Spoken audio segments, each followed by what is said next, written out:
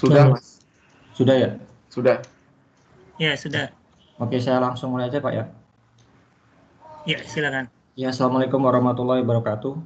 Waalaikumsalam warahmatullahi wabarakatuh. Kami dari kelompok 1 memperkenalkan dengan saya Abdul Akbar, kemudian ada saudara Muhammad Fadur Rahman. Pada kesempatan kali ini ingin mempresentasikan tugas kami mengenai topik pembahasan hierarchical method of clustering atau clustering dengan metode hierarki. Untuk pembahasan kita membaginya menjadi 5 pokok bahasan. Yang pertama itu adalah pendahuluan, di mana di sini pada pendahuluan kami ingin sedikit menjelaskan mengenai apa itu clustering supaya merefresh informasi clustering itu sendiri, bagaimana manfaatnya dan metode apa saja yang ada pada clustering, sehingga nanti menjadi suatu informasi panduan untuk ke pembahasan selanjutnya yang yaitu hierarchical method of clustering. Setelah itu kami akan membahas suatu contoh kasus mengenai contoh clustering hierarkinya. Dan setelah itu kami akan mencoba mengaplikasikan clustering hierarki ini dengan menggunakan MATLAB, dan pada tahapan terakhir kita akan mungkin ada pertanyaan pada sesi diskusinya. Langsung saja. Clustering, jadi secara pengertiannya, clustering itu mengelompokkan objek menjadi satu kelompok jika objek tersebut mirip atau berkaitan, dan membuat kelompok yang berbeda jika objek itu berbeda. Semakin besar tingkat kemiripan atau similarity-nya di dalam satu grup dan semakin besar tingkat perbedaan di antara grup, maka semakin baik atau lebih beda clustering tersebut. Jadi clustering itu pada intinya adalah mengelompokkan suatu data pada kelompok-kelompok tertentu, di mana kelompok itu dalam satu kelompok itu mempunyai data yang memiliki kemiripan atau homogenitas yang tinggi lah. Bisa kita katakan tinggi. Jadi nilai homogenitas itu dapat tercermin dari jarak antara data dalam suatu kelompok cluster itu. Jadi semakin rapat maka kesamaan atau kemiripan karakternya akan semakin tinggi. Kemudian jika jarak antar kelompok clusternya semakin jauh maka data tersebut dapat dikatakan semakin heterogen atau perbedaannya semakin jauh. Maaf, ini slide-nya nggak berubah ya? Apa? Nggak berubah ya? Ininya masih di judul? Belum slideshow. Oh, slideshow. Atau mungkin sudah slideshow sih, Pak. Ininya kali pas sharingnya cuma di Windows Windows yang apa? Nah, ini baru berubah. Jadi diulang lagi Pak ya, slideshow-nya ya? Ya nggak apa-apa, lanjut aja. Tapi ini mungkin pas sharing window cuman di PPT-nya tapi bukan di slideshow-nya kayaknya. Slideshow. Sebentar. Cara settingannya di mana Pak ya, buat slideshow-nya? Share kontennya di ini dulu, diakhiri dulu, kemudian nanti share konten lagi Windows-nya yang slideshow-nya. Windows-nya slideshow ya, bukan desktop Pak ya? Ya terserah sih mau keseluruhan desktop atau hanya window aja. Coba saya yang desktop Pak ya. Iya. Tadi Windows sih soalnya yang tadi itu. Kenapa? Yang tadi itu pakai window, yang pakai slideshow yang window. Oke, saya coba pakai yang desktop Pak ya. Yuk. Sudah berubah Pak? Iya. Oke. Jadi kita sampai pengertian clustering ya. Jadi clustering itu tadi intinya mengelompokkan data menjadi beberapa kelompok berdasarkan homogenitas data. Semakin rapat jarak antara data di dalam satu kelompok itu, homogenitasnya semakin tinggi. Kemudian jika kelompoknya itu jaraknya jauh, kemungkinan besar merupakan data itu heterogen atau mempunyai karakter yang berbeda. Setelah mengetahui pengertian dari clustering itu, kita ingin mengetahui manfaat apa sih yang kita dapat dengan melakukan proses clustering. Clustering itu merupakan metode segmentasi data yang sangat berguna dalam prediksi dan analisis masalah bisnis tertentu. Misalnya segmentasi pasar, marketing, dan pemetaan zonasi wilayah. Selain itu, manfaat clustering juga bisa untuk identifikasi objek dalam berbagai bidang seperti komputer, vision, dan image processing. Jadi manfaat clustering ini sebenarnya sangat banyak.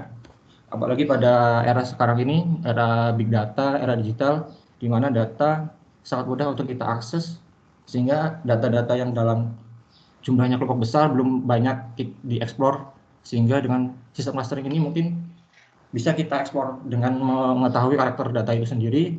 Jadi kita dapat informasi baru dari data itu, sehingga kita bisa melakukan suatu strategi atau analisa yang tentu yang dapat memanfaatkan untuk kita olah sendiri. Nah, untuk metode clustering ini secara umum dapat dibagi menjadi dua, yaitu hierarchical clustering dan partitional clustering. Dan sebagai tambahannya terdapat juga dua pula metode density based dan grid based yang juga sering diterapkan dalam implementasi clustering.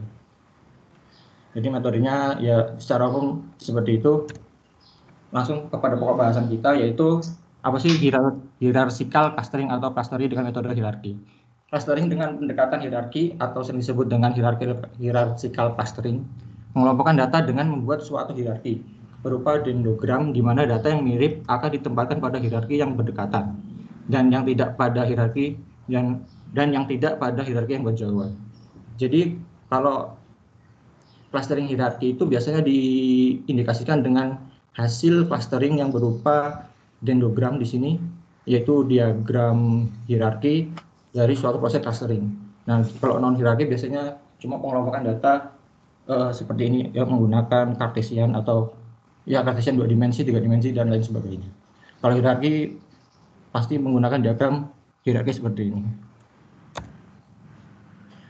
Sedangkan jenis hierarchical clustering itu sendiri terdiri dari aglomeratif dan divisif. Metode aglomeratif ini dimulai dengan setiap titik dianggap sebagai sebuah klaster. Secara bertahap, setiap klaster digabungkan hingga akhirnya menjadi satu klaster saja. Divisif, kebalikan dari aglomeratif, dimulai dengan semua titik dianggap berada pada satu klaster, secara bertahap dibagi hingga setiap klaster berisi satu titik.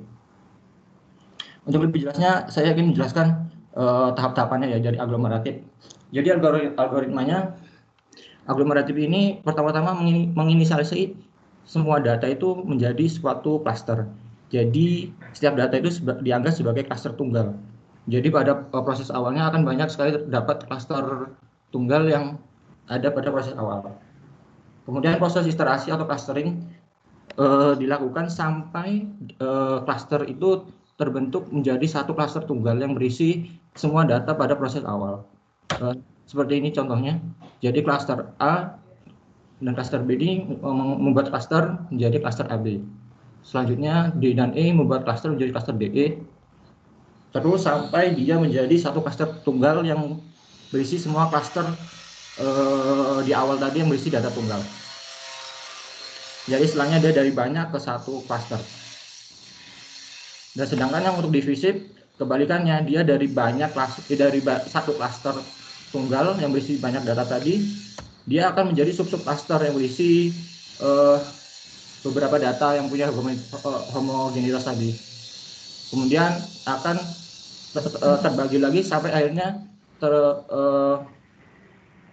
membuat suatu klaster tunggal pada setiap data. Sehingga dia istilahnya dari satu ke banyak klaster.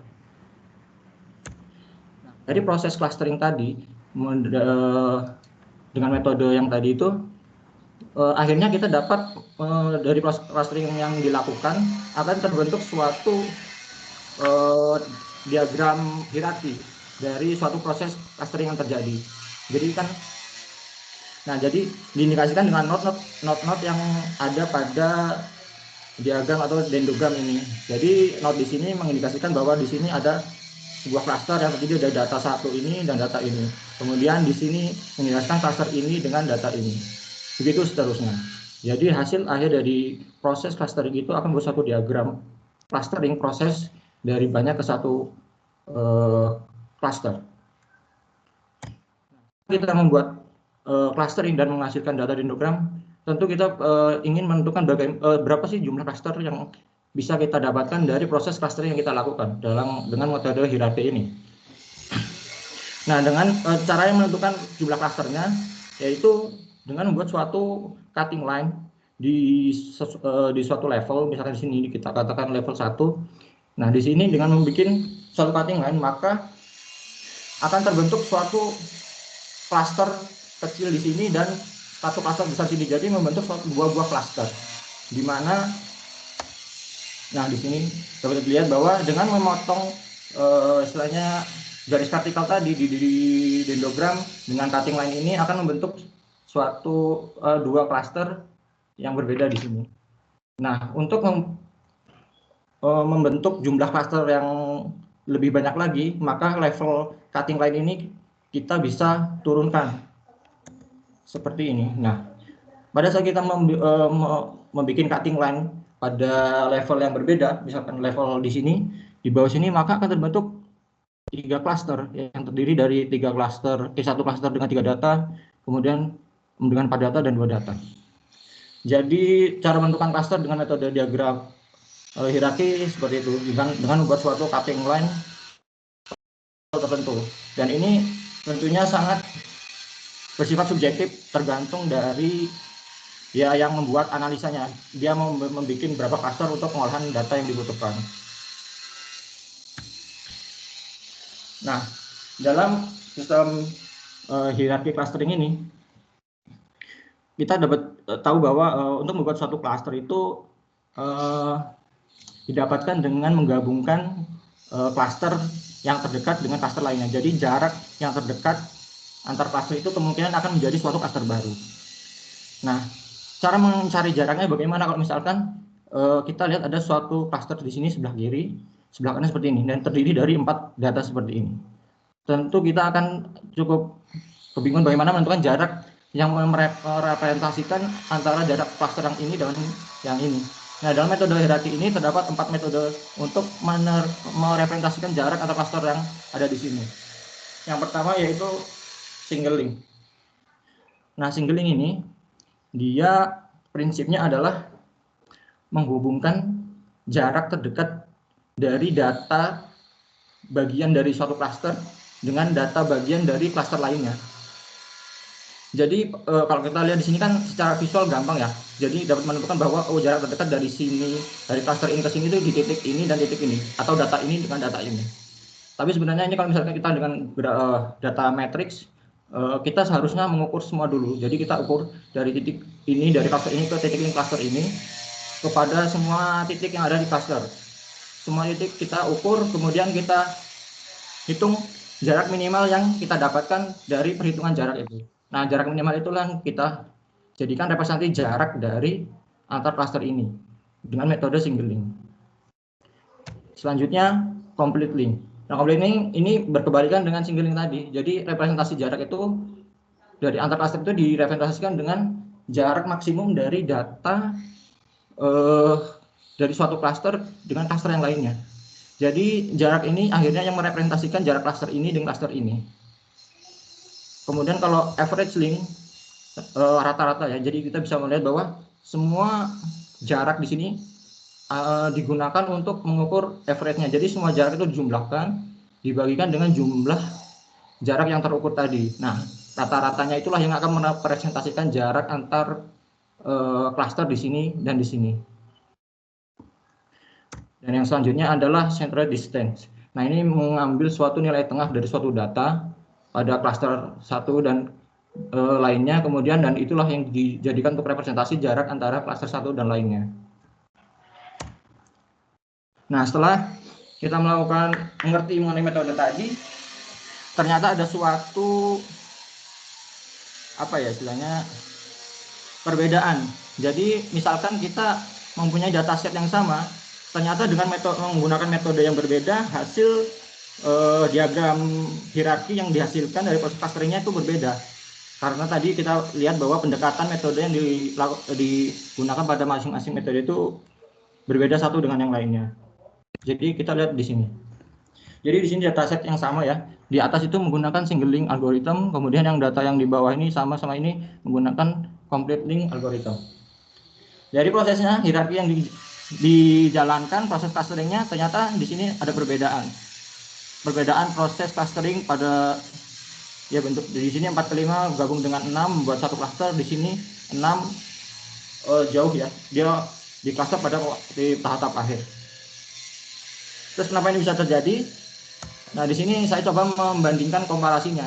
Jadi metode single link ini dan combat link, average link, central distance ini akan kita coba eksperimen bagaimana dia proses pengklasterannya. Kenapa dengan metode tadi ya, dengan masing-masing fungsinya, kenapa terjadi perbedaan hasil clusteringnya. Jadi pada tahap pertama itu terjadi clustering pada data titik 3 dan titik 6. Dan ini hampir sama pada setiap metode yang ada. Karena memang di sini masih data tunggal ya. Data tunggal yang belum membutuhkan representatif jarak antar cluster.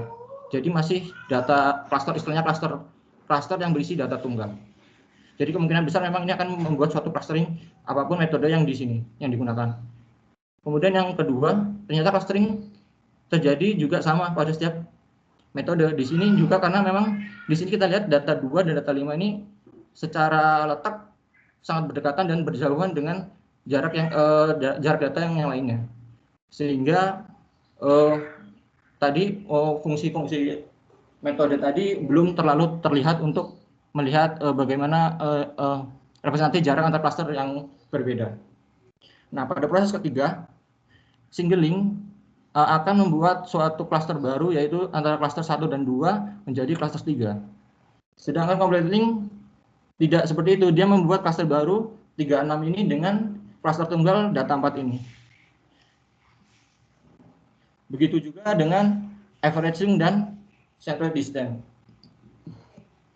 Bagaimana ini bisa terjadi? Jadi kita lihat dari fungsinya tadi. Jadi kita coba kembalikan. Jadi lihat dari fungsi dari single link tadi. Dia mempresentasikan jarak antar cluster itu dengan menghitung jarak terdekat antar data di masing-masing cluster. Jadi kita lihat di sini ya, jadi dari cluster 1 dan cluster 2 itu secara visual langsung bisa kita lihat bahwa jarak antar data 2 dan data 3 itu akan mempresentasikan jarak cluster 1 dan 2. Karena kita lihat kalau jarak 5 ke 3 itu terlalu jauh, 5, 6 terlalu jauh, 6, 2 juga tidak terlalu jauh.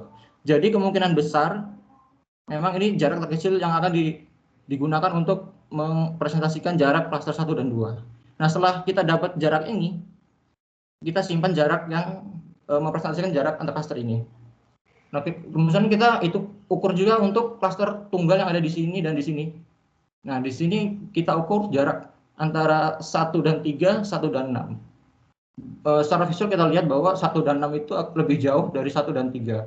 Jadi 1 dan 3 ini akan kemungkinan besar mempresentasikan jarak antara cluster 1 dan cluster tunggal yang ada di sini.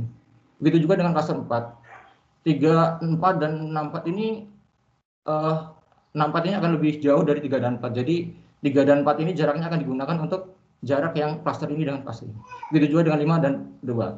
Jadi dari pengukuran jarak yang kita lakukan, jarak 2 ke 3 kita simpan, yang tadi kita gunakan untuk representasi, kemudian 1 ke 3 kita simpan, 3 ke 4 kita simpan, untuk yang cluster ini dan cluster ini, kita kemungkinan dapat data terdekat itu 2 dan 4. Jadi dari keempat data pengukuran yang kita dapat, ternyata data yang paling kecil itu data 2 dan 3 ini, jadi cluster 1 dan 2. Jadi dengan single link, kemungkinan besar akan terjadi clustering pada clustering 1 dan 2, gitu. Nah, ini akan berbeda dengan metode complete link. Dia mempresentasikan jarak itu dengan jarak maksimal atau jarak tertinggi dari antar klasternya. Karena kita lihat di sini, klaster 2 dan 1 itu jarak maksimalnya adalah 6 dan 5. Kita simpan, kemudian untuk menghitung yang jarak ke sini dari klaster 1 ke klaster tunggal di sini akan direpresentasikan 1 ke 6 ya, karena 1 ke 3 ini lebih pendek. Kemudian 3 ke 4, 6 ke 4 ini akan yang 6 dan 4. Kalau 2 ke 4 dan 5 dan ke 4 ini akan digunakan 5 ke 4. Nah, dari jarak yang kita ukur tadi, kita ambil jarak yang paling kecil untuk menjadikan itu sebuah cluster. Karena cluster itu kan istilahnya menggabungkan suatu data yang mempunyai jarak terpendek atau mempunyai kesamaan atau kemiripan. Jadi kemungkinan besar tadi kita lihat 61, 65 dan 64 kemungkinan akan 64 ini akan bergabung menjadi cluster. Nah, seperti itu. Sama untuk proses average juga dia mempunyai sistem, mungkin dia bedanya dia menggunakan rata-rata ya. Tapi dari hasilnya ini sama untuk menggunakan clusternya. Jadi dia jarak ke 3 ke 4, 6 ke 4 di rata-rata dibagi 2. Kemudian yang begitu terus sampai ketemu jarak yang paling kecilnya, dan itu akan menjadi klaster. Begitu terusnya sampai ini membentuk suatu klaster tunggal yang akhirnya nanti dapat digambarkan dalam suatu diagram hierarki. Nah, ini pembentukan dari clustering data dari single link, complete link, average link, dan central distance. Tentunya banyak ya, berbeda-beda ya. Dari single link ini 25, 36 sama, masih sama dalam proses yang ini tadi kita lihat. Dan untuk yang dia mulai berbeda pada saat tahap ketiga, di mana di sini yang keempat bergabung, dan di sini ada yang di sini 36, 25 bergabung, dari sini 4 yang bergabung. Nah, dari metode-metode yang telah kita lakukan, jadi kita mempunyai pertanyaan bagaimana kalau misalkan kita ingin mengolah data, metode mana yang kita sebaiknya digunakan, atau metode terbaiknya mana yang kita gunakan untuk membuat analisa cluster. Karena ya kita lihat hasilnya clusteringnya berbeda-beda. Nah, kalau menurut saya sih, saya belum meneliti begitu karena belum melakukan praktek sampai pengolahan data yang banyak.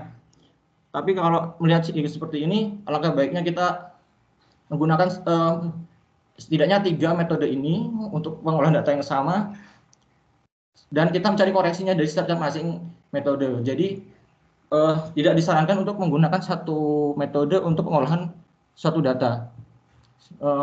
Dengan menggunakan lebih dari satu, kita bisa melihat suatu nilai koreksi atau membuat suatu standar yang kita inginkan untuk membuat suatu analisa data yang kita butuhkan. Jadi istilahnya datanya lebih akurat, ada pembandingnya gitu.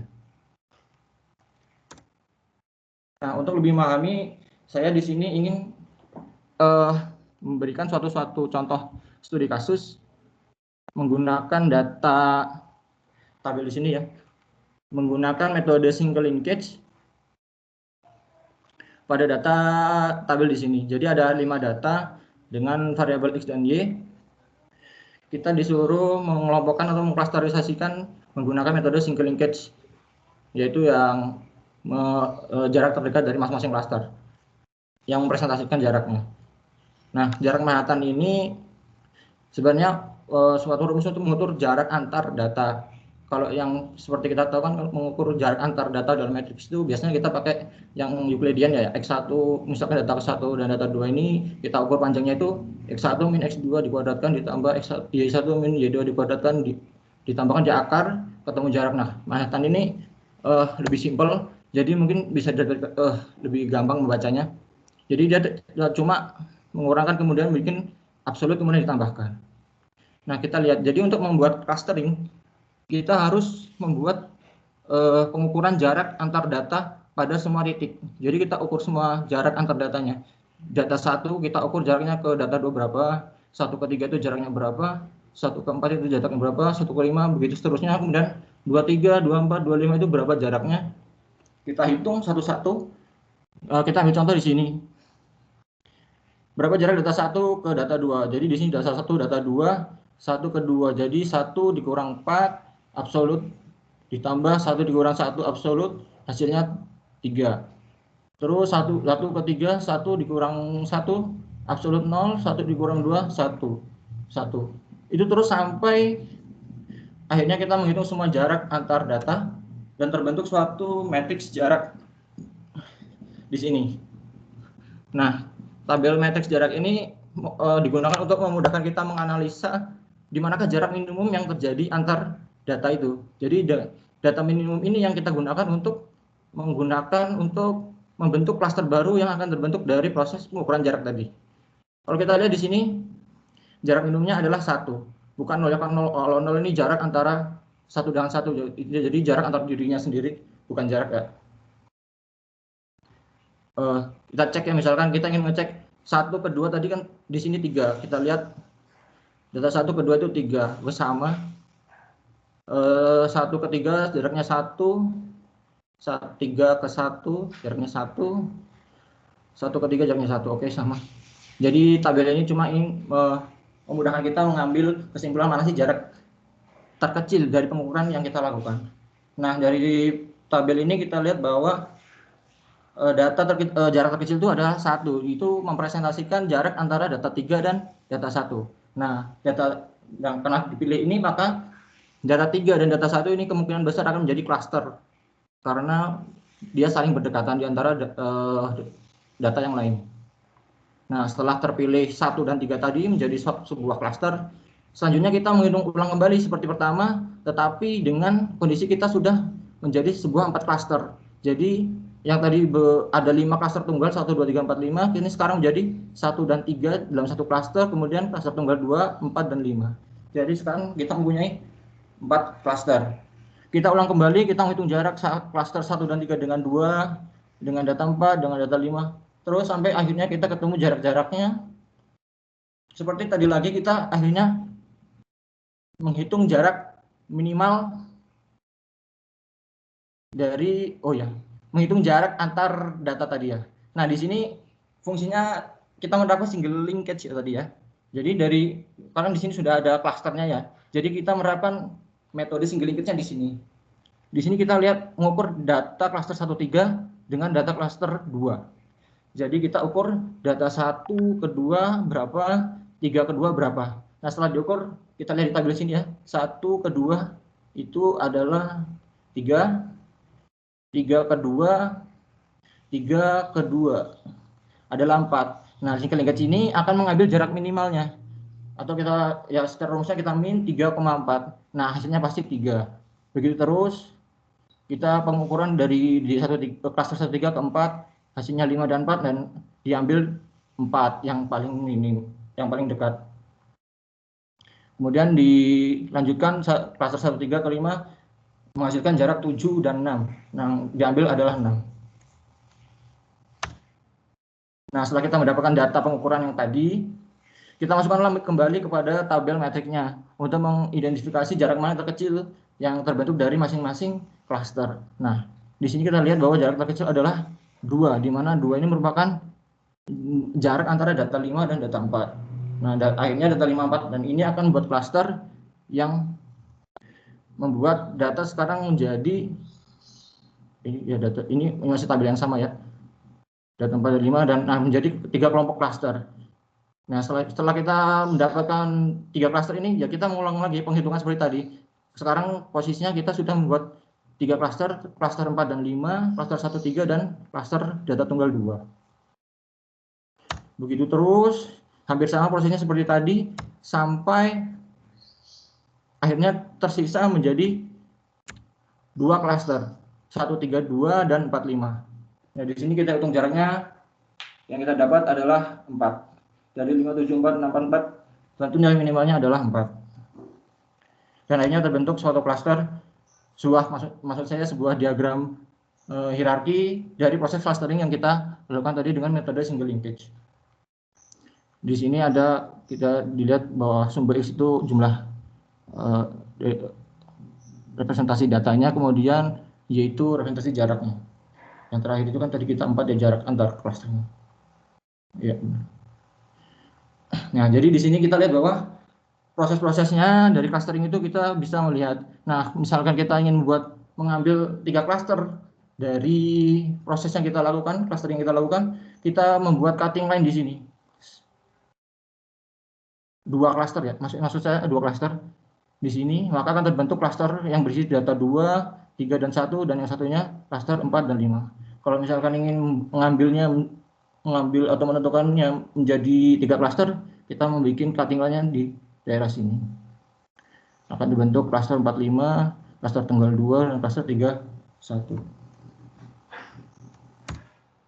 Oke, mungkin untuk materi PPT cukup sekian.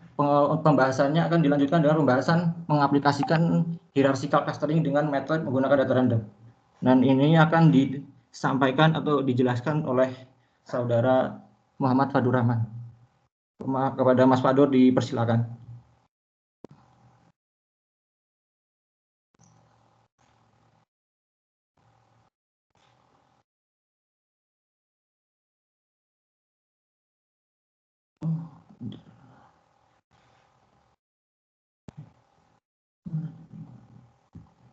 Stop. Halo?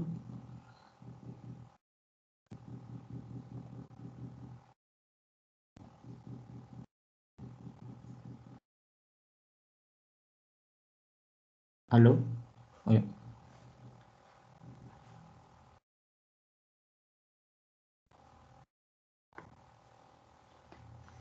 Halo, assalamualaikum warahmatullahi wabarakatuh. Waalaikumsalam warahmatullahi wabarakatuh. Ini udah kelihatan belum? Sudah. Udah ya. Jadi sekarang pengen ngebahas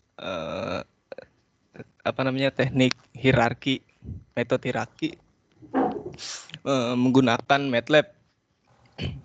Sebenarnya skripnya itu cuma untuk membuat tabel hierarki itu skripnya cuma segini doang.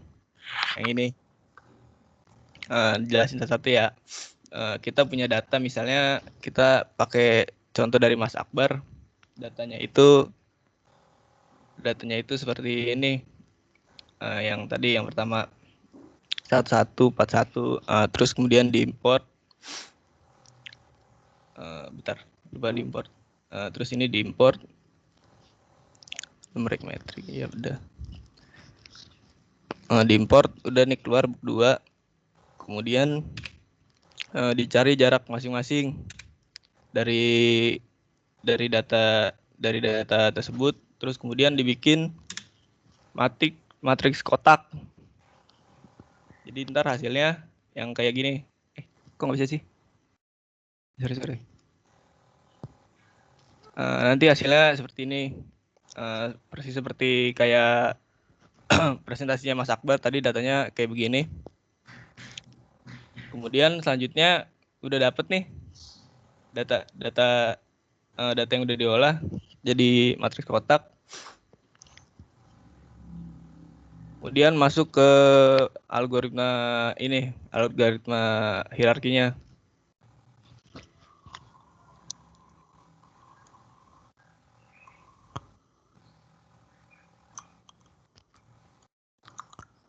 Hierarkinya itu pertama linkage tadi ada banyak kan metodenya, ada single, ada complete, ada word, ada centroid. Kita coba pakai yang single ya. Ini tinggal ditulis single aja. Kalau mau lihat metode-metodenya tinggal klik kanan terus help, nanti di situ ada dokumentasinya, tinggal diklik aja. Di sini ada mana ya? Ini dia metodenya, ada single, ada average, ada centroid, ada complete. Terus tinggal dijalanin aja programnya. Nah, hasilnya begitu. Udah persis kayak yang dipresentasikan, seperti dipresentasikan Mas Akbar. Kalau misalnya pakai data lain juga sama. Misalnya pakai data random. Ini saya punya data random di generate uncomment.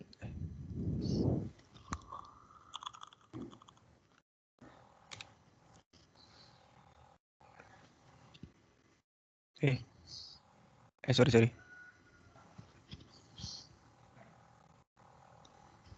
Nah, ini data random udah di generate nih. Terus digabungin biar jadi satu table.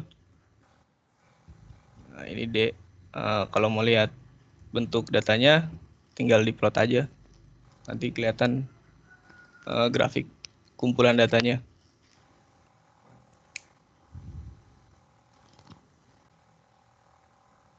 Mana kok nggak ada? Ini dia nih. Ini grafik kumpulan datanya yang udah diplot. Kemudian tinggal masuk ke algoritma dari si hierarkinya.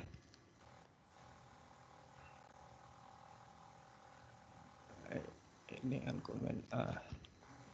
Tinggal di run. Ini agak lama sih.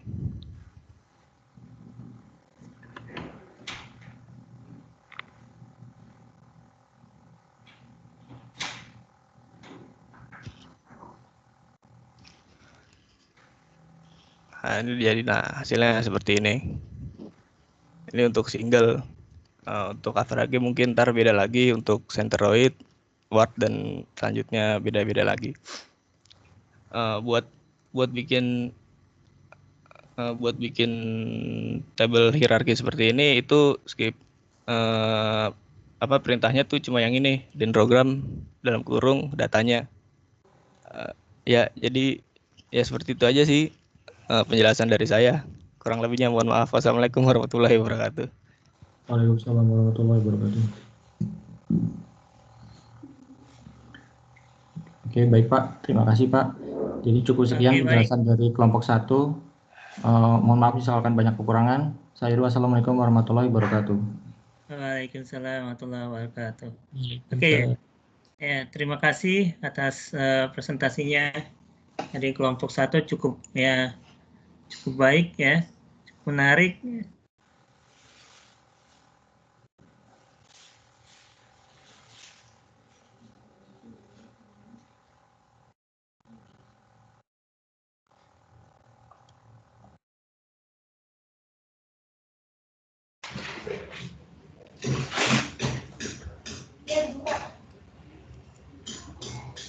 Sepertinya Pak Dwi off ya.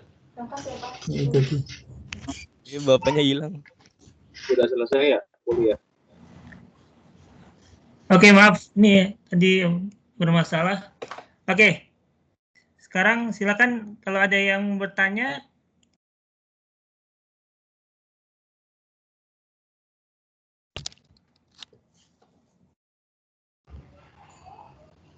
Kita diskusi. Ya Pak, izin Pak. Ya, silakan. Ya, Mas Akbar dan Mas Wadu, mungkin pertanyaannya pengimplementasiannya terkait mungkin ya kalau untuk data suhu itu apakah memungkinkan ya dengan klaster seperti itu. Kalau sebenarnya ada data di setiap pengamatan di seluruh Indonesia gitu ya, kita mau mengimplementasikan itu pada pekerjaan kita untuk mengklaster itu, apakah istilahnya bisa ya? Itu terima kasih.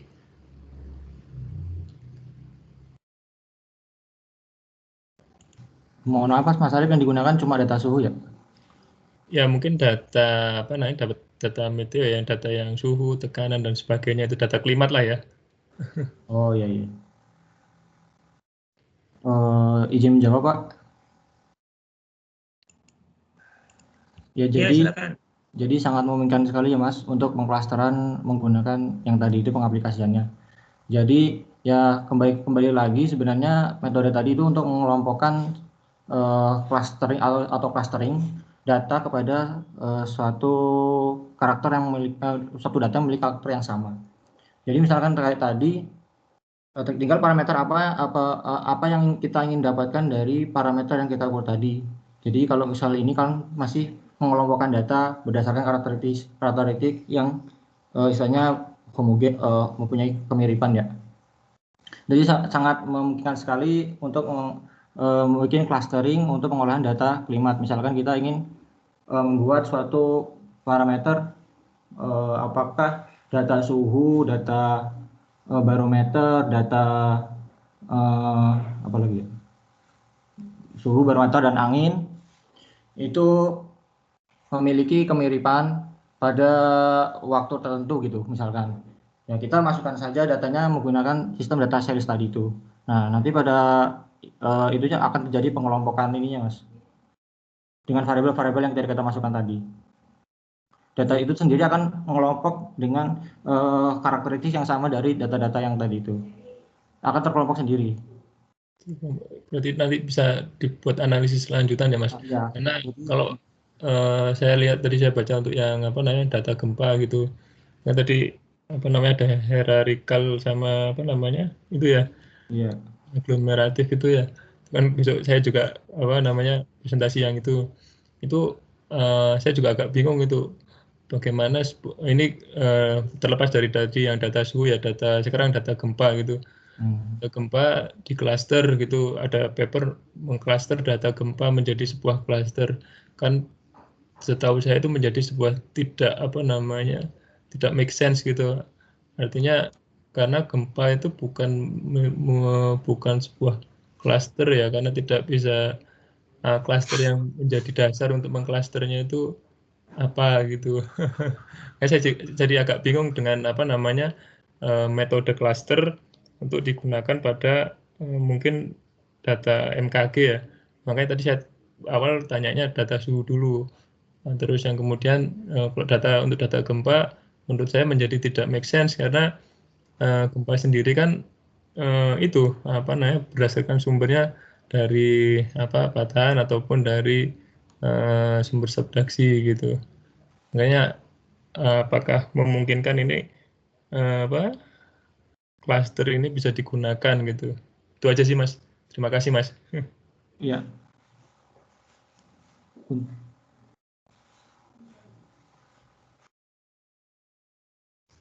Ya mungkin untuk tambahan Mas, misalkan data suhu klimat kita membuat hubungannya itu biasanya sifatnya time series ya. Jadi kita mengklasterkannya itu juga berdasarkan waktunya. Jadi lihat bagaimana perubahan data itu terkait dengan data yang lainnya itu. Oh ya, jadi untuk ini ya, untuk kalau klimat untuk perakiraan jangka panjang mungkin bisa ya Mas ya? Iya seperti itu Mas. Jadi bisa digunakan untuk prediksi. Prediksi ya, iya betul.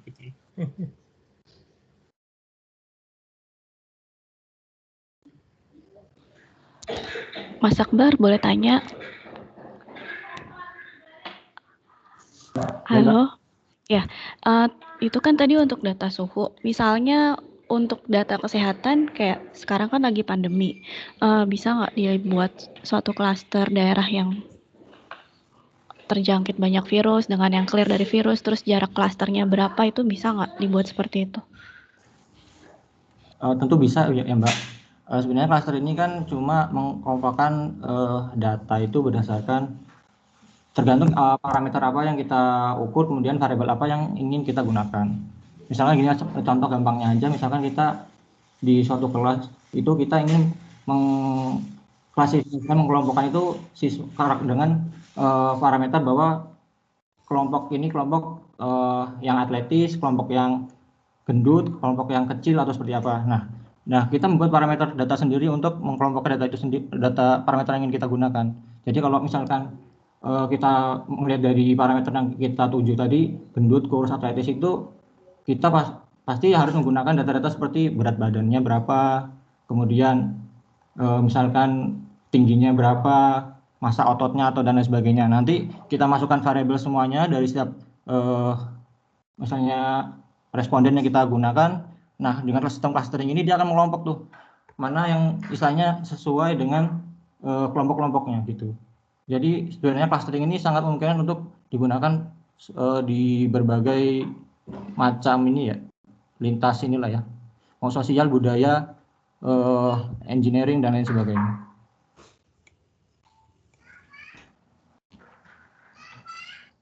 Oke, terima kasih.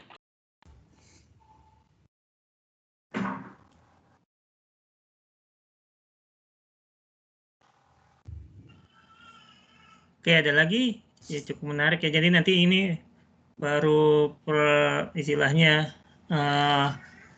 clustering untuk nanti semakin kita diskusi ke depan nanti akan lebih detail gitu ya metodenya, sehingga nanti bisa menyeluruh, kita bisa melihat ya. Oke, ada lagi? Iya, silakan monggo. Ya, mohon izin Mas Akbar sama Mas Fadul. Saya mau tanya, ini kan tadi yang dicontohkan adalah clustering dalam bentuk data tabel gitu ya, menggunakan linkage yang tadi sudah disebutkan. Bagaimana kalau implementasinya kalau data itu berbentuk matriks, misalnya ada sumbu X, sumbu Y, sama sumbu Z-nya, apakah bisa menggunakan itu, linkage itu dengan average atau dan sebagainya? Kalau memungkinkan bisa dipraktekkan.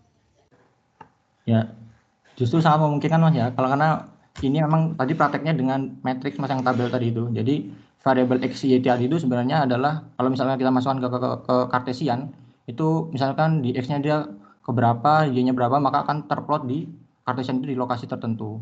Jadi mengukur jaraknya dengan titik itu dengan titik yang lainnya, cukup menggunakan rumus yang tadi saya sebutkan tadi, Euclidean itu yang X1 minus X2 kuadrat, Y1 minus Y2 kuadrat, kalau misalkan dua variabel.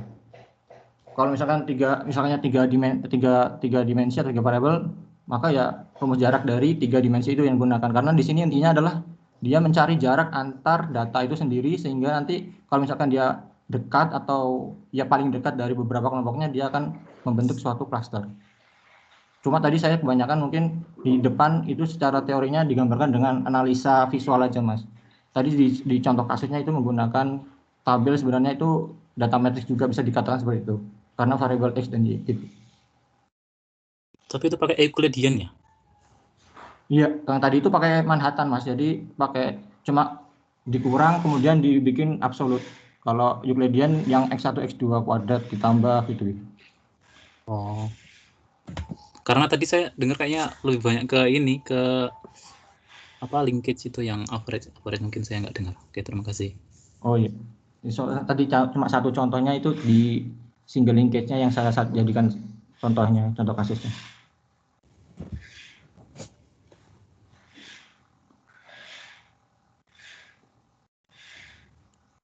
Oke, ada lagi?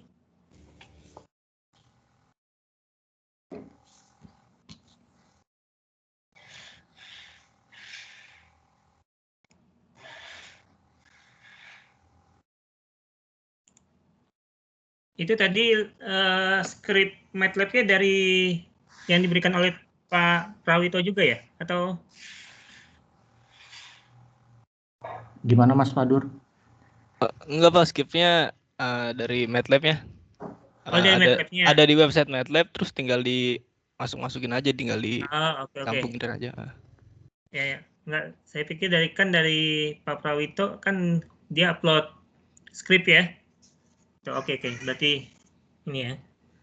Baik, jadi ini ya. Jadi di MATLAB sudah ini. Ada lagi yang mau ditanyakan?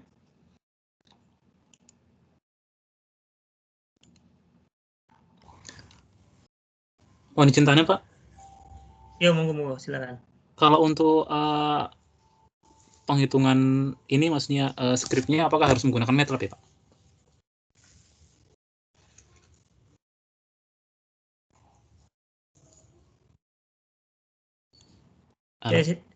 Ya, silakan. Fadur Rahman mau menjawab? Enggak, saya tanya ke Bapak maksudnya untuk ke Bapak. Ya sebenarnya kalau kita misalnya terbiasa dengan Python gitu ya, bisa saja gitu ya. Jadi masalah apa kan di sini bahasa pemrograman itu hanya prinsipnya sama gitu ya. Bagaimana kita bisa ya intinya sih bagaimana kita mendalami salah satu gitu ya. Nah, kalau di saya sendiri cukup awam gitu ya untuk bahasa pemrograman, tapi kalau dengan MATLAB kita dia sudah menyediakan fasilitas gitu istilahnya. Nah, ini yang tinggal kita manfaatkan gitu. Ya, karena ya kalau kita mau sudah terbiasa dengan Python atau dengan C++ atau lain-lainnya, monggo silakan. Sebenarnya nggak masalah gitu. Ya, namanya ini kan bagaimana kita menerjemahkan metode itu ke dalam bahasa pemrograman gitu. Jelas ya? Iya Pak, berarti untuk tugas ini bisa dikerjakan untuk misalnya kita mencoba skripnya nggak harus menggunakan MATLAB ya Pak? Boleh ya Pak? Enggak mesti. Oke, terima kasih Pak. Mas Nurdeka biasanya pakai apa? Saya baru pakai MATLAB, makanya saya lebih sering pakai R atau Python. Oh gitu ya. Ya monggo silakan. Kalau terbiasa dengan Python, monggo silakan. Saya sih nggak harus menggunakan MATLAB gitu ya. Kalau mau menggunakan yang lain silakan. Yang penting nanti kita dari metode yang ada gitu ya, nanti diterjemahkan ke bahasa pemrograman gitu. Jelas ya? Jelas Pak. Oke, ada lagi?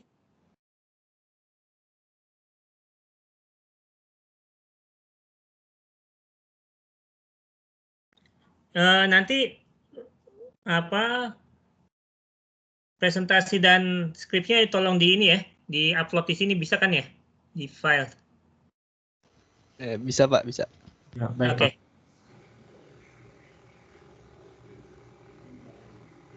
Oke, ada lagi?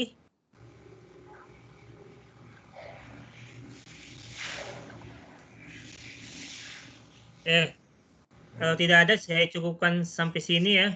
Ya, mudah-mudahan tadi presentasinya cukup baik gitu ya. Saya sendiri juga sambil belajar juga gitu ya. Sambil belajar juga mengenai analisis data ini, dan kita sama-sama belajar. Yang mudah-mudahan bisa berguna untuk nanti di tugas akhir gitu ya. Karena setidaknya kita dari mata kuliah ini bisa mengambil manfaatnya. Baik, itu saja ya. Saya akhiri, mohon maaf bila banyak kekurangan. Assalamualaikum warahmatullahi wabarakatuh. Waalaikumsalam warahmatullahi Waalaikumsalam wabarakatuh. warahmatullahi wabarakatuh. Terima kasih Pak. Sama-sama.